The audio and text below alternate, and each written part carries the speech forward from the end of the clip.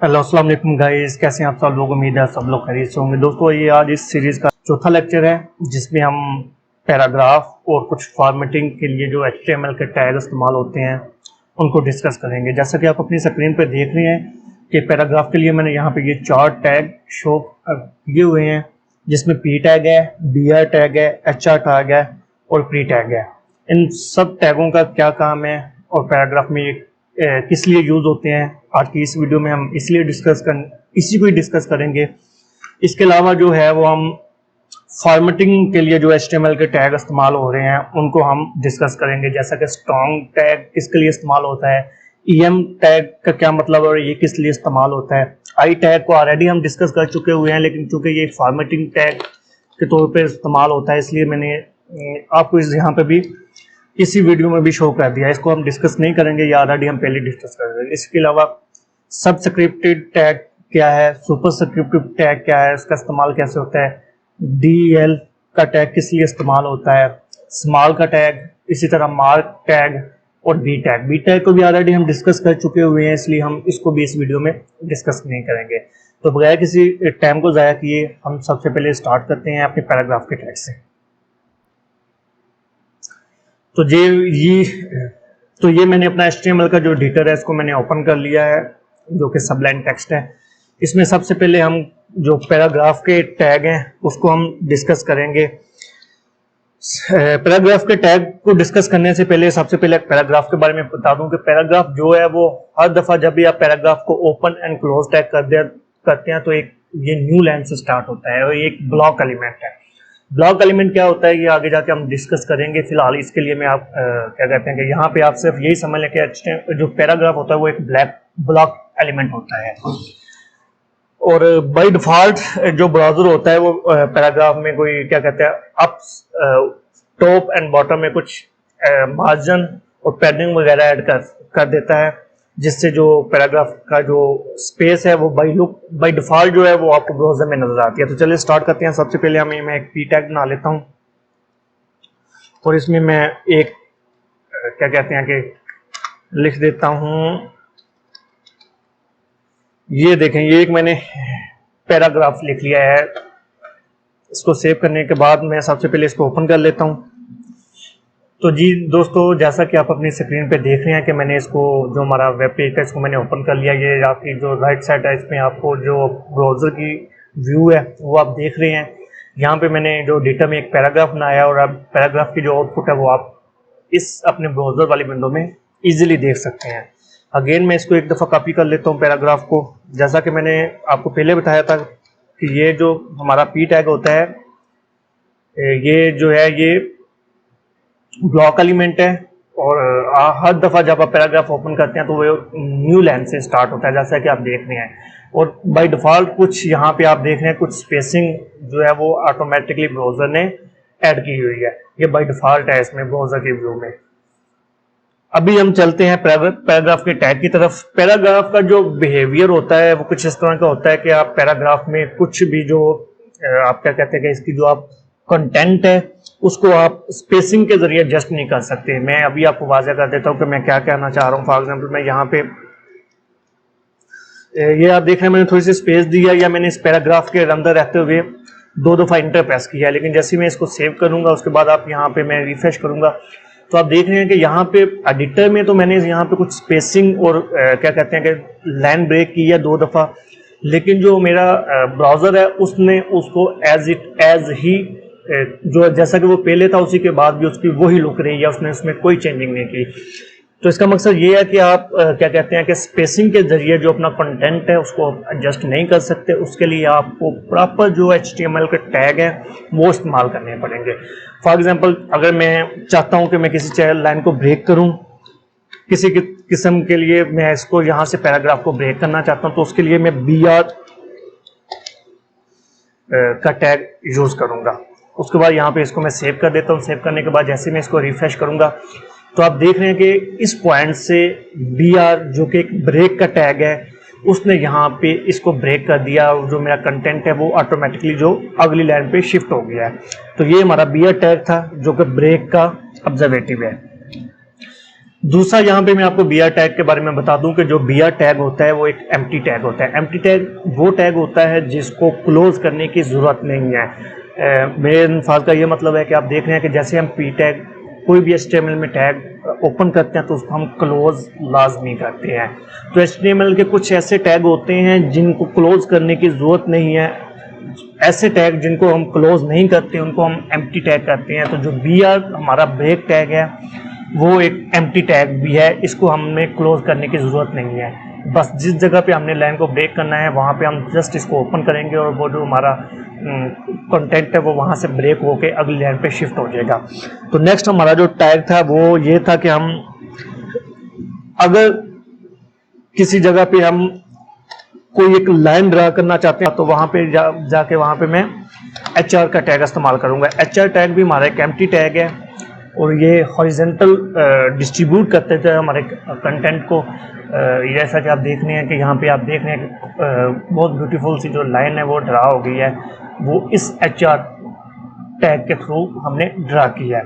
Paragraph का जो P tag है इसमें कुछ इंस्ट्रक्शन है जिनको फॉलो करना ज़रूरी है। अगर आप अपनी मर्जी से कोई कंटेंट में डिस्प्ले करना चाहते हैं तो आप उसको इसमें बगैर टैग को इस्तेमाल किए हुए शो नहीं कर सकते। मैं आपको इसकी मिसाल दे देता हूँ। फॉर एग्जाम्पल मैं इस पैराग्राफ को डिलीट कर देता हूँ और यहाँ पे मैं एक लाइन लिख देता हूँ, this is line 1, this is line 2, this is line 3, this is line 4। भी जैसे ही मैं इसको सेव करूंगा तो आप देख रहे हैं कि ये जो तमाम मेरा कंटेंट था ये बिल्कुल एक ही लाइन में और एक ही पैराग्राफ की शक्ल में आ गया, जबकि मैं इसको शो करना चाहता था इसी तरह जैसा कि मैंने लिखा हुआ है। अगर आप कोई पोएम अपनी कोई ऐसी वेबसाइट है जिसमें आप पोएम कोई लिखना चाह रहे हैं या कोई और चीज़ है तो आप चाहेंगे कि उसको पोएम की शेप में डिस्प्ले करें, जबकि P टैग जो है वो आपको ये इसकी जो सहूलियत है वो नहीं देता। तो उसके लिए HTML का एक टैग है जो कि जैसा कि मैंने आपको अपनी जो इस वीडियो के शुरू में मैंने आपको दिखाया था वो प्री टैग है। इसके लिए हम उसका इस्तेमाल करते हैं। प्री टैग में आप एज इट एज जैसा अपना कंटेंट लिखेंगे वो डिस्प्ले पर एज इट एज शो होगा। जैसा कि आप देख रहे हैं यहाँ पे कि जिस तरह मैंने ये लिखा है सेम एज इट एज ऐसे लिखा है। अगर मैं इसमें यहाँ पे स्पेस दे के कुछ लिखता हूँ and this is line after space, तो जैसे मैं इसको सेव करूँगा और रिफ्रेश करूँगा तो आप देख रहे हैं कि यहाँ पे जितनी मैंने स्पेस ऐड की थी उसने ऑटोमेटिकली वहाँ पे उतनी जो स्पेस है वो ऐड कर दिया। तो अगर आप भी चाहते हैं कि आप जो अपना कंटेंट है जिस तरह आप अपने एडिटर में लिखें सेम एज इट एज आप उसको डिस्प्ले करना चाहते हैं अपने ब्राउज़र में, तो आप उसके लिए जो HTML का प्री टैग है वो इस्तेमाल कर सकते हैं। तो यहाँ पे हमारे पैराग्राफ के जो टैग थे जो पहले मैंने आपको स्लाइड पे दिखाया था वो ख़त्म हो गया। अभी हम चलते हैं फॉर्मेटिंग टैग की तरफ। अभी हम बारी बारी जो है वो क्या कहते हैं कि अपने जो फॉर्मेटिंग जो टैग हैं HTML में जो फॉर्मेटिंग के लिए टैग इस्तेमाल होते हैं हम बारी बारी उनको देखेंगे और चेक करेंगे कि वो किस तरह का जो बिहेव है वो करते हैं। सबसे पहले मैं स्ट्रॉन्ग टेक्स्ट की तरफ आता हूँ। अगर this is a strong text मैं लिख देता हूँ this is a strong text और स्ट्रॉन्ग टेक्स्ट, इसको मैं रैप कर देता हूँ स्ट्रॉन्ग टैग में और यहाँ पे मैं इसका जो स्ट्रॉन्ग टैग है वो उसने ऑटोमेटिकली कर दिया है। अब इसको मैं रिफ्रेश करके आपको दिखा देता हूँ कि इसने किस तरह का बिहेव किया है। ये बोल्ड कर देगा, आप देख रहे हैं कि ये थोड़ा सा इसको मैं बड़ा कर देता हूँ ताकि आपके लिए वाज़ेह हो जाए। स्ट्रॉन्ग इसने इसको जो हमारा टेक्स्ट है जिसको हमने रैप किया है इस हमारे जो क्या कहते हैं कि स्ट्रॉन्ग जो टैग है इसमें जिस टेक्स्ट को हमने क्या कहते हैं कि रैप किया है, उसने उसको क्या है वो बोल्ड कर दिया है, तो उससे थोड़ा सा नुमायाँ कर दिया है। तो किसी भी टेक्स्ट में अगर आप कंटेंट में कोई भी चीज़ जो उसको बोल्ड करना चाहते हैं या नुमायाँ करना चाहते हैं तो आप इसके लिए स्ट्रॉन्ग टैग को इस्तेमाल कर सकते हैं। नेक्स्ट हम क्या कहते हैं कि EM टैग का यूज़ करते हैं जो कि एम्फसाइज टेक्स्ट के तौर पर इस्तेमाल होता है। इसके लिए मैं यहाँ पे दिस इज़ emphasized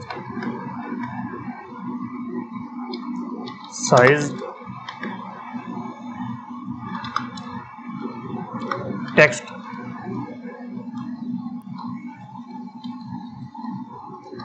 SAZ थी। सॉरी फ्रेंड्स, अगर कोई स्पेलिंग मिस्टेक हुई तो उसको इग्नोर कीजिएगा प्लीज़, क्योंकि इस वक्त मैं स्पेलिंग पे बिल्कुल इतना कंसंट्रेट नहीं कर रहा हूँ। और ये लास्ट से मैं ख़त्म कर देता हूँ। अब इसको मैं आपका दिखा देता हूँ। आप देख रहे हैं कि ये जो थोड़ा सा ये जो वर्ड है इसको उसने थोड़ी सी जो इसका एंगल्स है उसको थोड़ा सा क्या कहते हैं टेढ़ा करके लिखा है, तो ये एम्फसाइज्ड है। किसी भी अगर आप वर्ड को या किसी कंटेंट को आप एम्फसाइज इस तरह लिखना चाहते हो तो आप उसके लिए EM का जो टैग है वो यूज़ कर सकते हैं। Next bold just like strong tag की तरह रिएक्ट करता है। आपको मैंने ऑलरेडी पहले इस वीडियो पे हम डिस्कस कर चुके हो गए, इसलिए इसमें मैं इसको डिस्कस नहीं करूँगा। इसी तरह I फॉर टैली के लिए यूज़ होता है, उसको भी हम पहले डिस्कस कर चुके हुए हैं, तो अगेन हम एक ही चीज़ को रिपीट नहीं करेंगे। नेक्स्ट हम जो है वो सबस्क्रिप्ट के लिए जो HTML का टैग इस्तेमाल करते हैं वो मैं यूज़ करता हूँ। दी atomic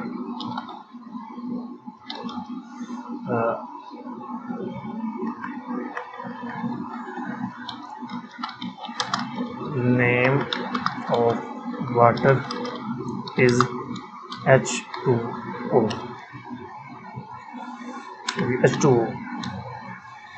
इसको सेव कर देता हूँ। पहले मैं आपको प्लान बता देता हूँ। आप देख रहे हैं कि यहाँ पे मैं बिया लगा देता हूँ, ब्रेक कर देता हूँ ताकि हमारा ये जो सेंटेंस है थोड़ा क्लियर हो जाए। The chemical name of water is H2O। अब मैं आपको पता है कि केमिकल नेम ऑफ जो पानी का फार्मूला है उसको में जो H है वो थोड़ा सा सबस्क्रिप्ट आता है, 2 थोड़ा सा H के नीचे लिखा जाता है। तो उसके लिए हम क्या करते हैं, इस तरह का अगर आपने कोई वर्ड अपनी पर्सनल है तो उसके लिए हम सबस्क्रिप्ट का वर्ड यूज़ करते हैं। यहाँ पे मैं इसको बंद कर दूंगा, उसके बाद सेव करते हैं। सेव करने के बाद अभी आप देख रहे हैं कि जो हमने HTML का जो सब टैग है जो कि सबस्क्रिप्ट की निशानदेही करता है उसको इस्तेमाल करते हुए हम जो किसी भी केमिकल फार्मूले को हम इजीली तौर पर अपनी वेबसाइट में लिख सकते हैं। नेक्स्ट इसको अगेन मैं ब्रेक कर देता हूँ।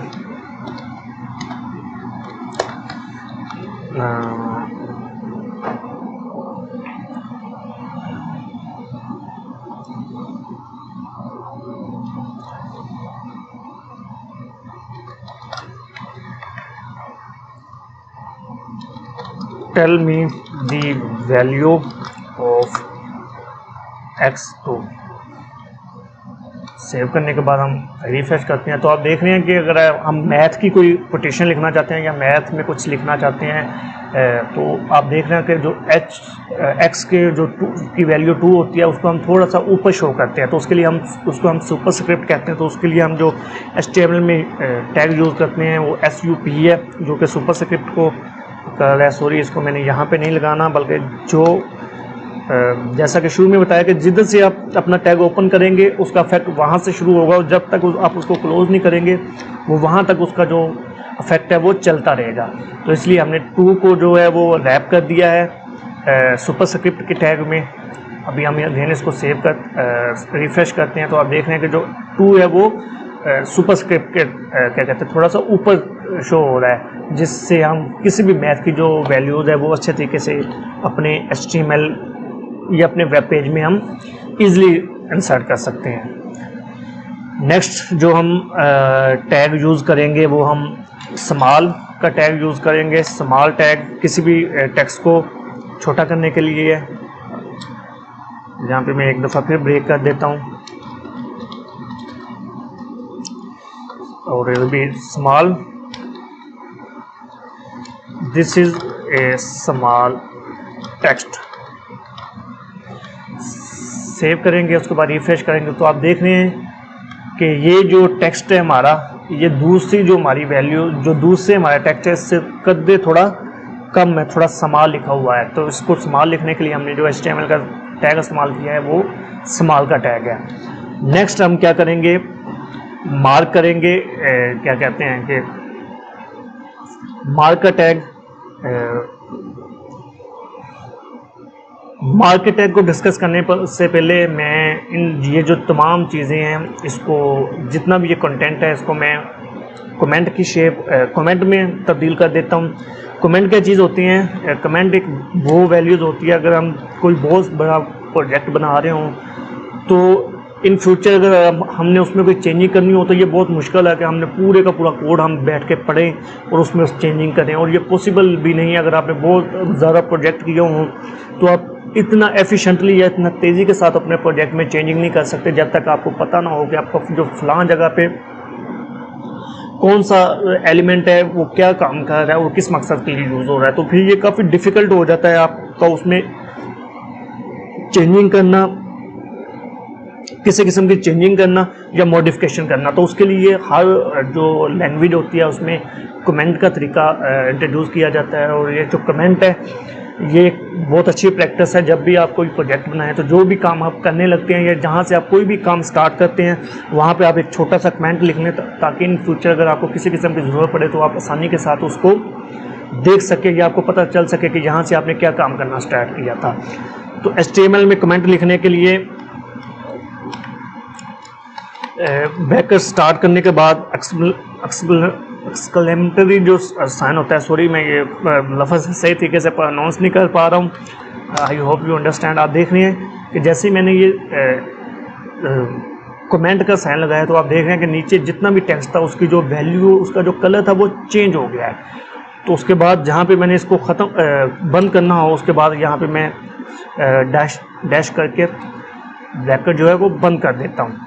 तो इसके अंदर मैं कोई भी वैल्यू लिखूँगा, दिस इज़ ए कमेंट, और उसके बाद मैं सेव करने के बाद जैसे ही रिफ्रेश करूँगा तो आप देख रहे हैं कि इसने हमारा किसी किस्म का जो इफेक्ट है वो हमारे जो डिस्प्ले है उस पर नहीं दिया।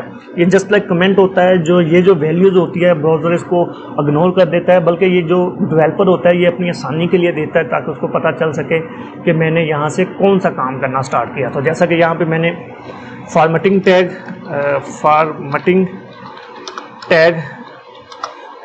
स्टार्ट हेयर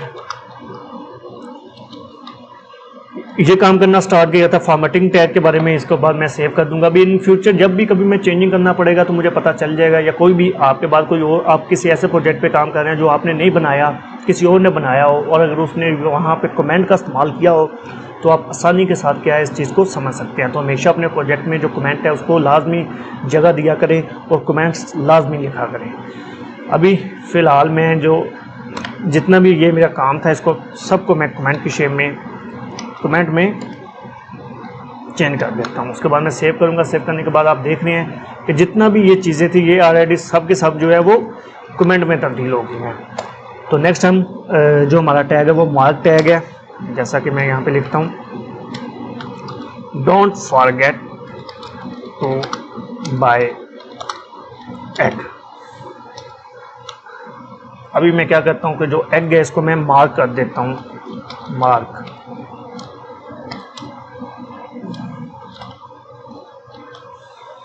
उसके बाद रिफ्रेश करता हूँ तो आप देख रहे हैं कि जो जैसे हम किसी हाइलाइटर के साथ किसी भी एक बुक रीड कर रहे हो तो किसी हाइलाइटर के साथ किसी भी जो वर्ड है उसको आप हाईलाइट कर देते हैं, तो same as it as mark जो है वो आपकी उसी वर्ड के साथ सेम हाइलाइटर जब का काम करता है। नेक्स्ट हम क्या कहते हैं कि जो डिलीट टैग है हमारा, वी ब्रेक कर देते हैं यहाँ से। I like red blue colour. ये जो फिक्र है ये थोड़ा सा आपको वो डिस्टर्ब कर रहा होगा कि मैंने 2 कलर लिख दिए हैं, लेकिन वो मैंने इसलिए लिखे हैं कि मैं यहाँ पे आपको 2 टैग जो हैं उनके बारे में बताना चाहता हूँ। इसके लिए मैं डील और इसके लिए मैं यहाँ पे जो डेल हमारा टैग है उसको क्लोज़ कर दूँगा और यहाँ पे मैं INS इंसर्ट जो टैग है HTML का उसको स्टार्ट करता हूँ और यहाँ पे इसको मैं क्लोज़ कर देता हूँ। अभी सेव करेंगे और अभी आप चेंजिंग देखेंगे। आप देख रहे हैं कि आई लाइक ब्लू कलर। आप देख रहे हैं कि जो हमारा डेल टैग है उसने रेड को क्रॉस कर दिया है दरमियान में से, और जो हमारा ब्लू टैग है जिसको हमने रैप किया है INS टैग में इंसर्ट टैग जिसका जो मुखफ़फ़ है उसने उस जो वर्ड है उसको अंडरलाइन कर दिया है। तो आज की ये वीडियो यहाँ पे ख़त्म होती है, जिसमें हमने पैराग्राफ के कुछ टैग और जो फॉर्मेटिंग टैग है वो सीखे हैं। इसके अलावा इसमें हमने कमेंट्स को डिस्कस किया है। अगर अभी तक आपको किसी चीज़ की समझ नहीं आई है तो आप क्या कहते हैं कि इस वीडियो के कमेंट सेक्शन में मुझसे पूछ सकते हैं, या वहाँ पे मेरा ईमेल है वहाँ पे भी मुझसे कांटेक्ट कर सकते हैं। मिलते हैं अगली वीडियो में, तब तक अपना बहुत सा ख्याल रखिएगा। अल्लाह हाफिज़।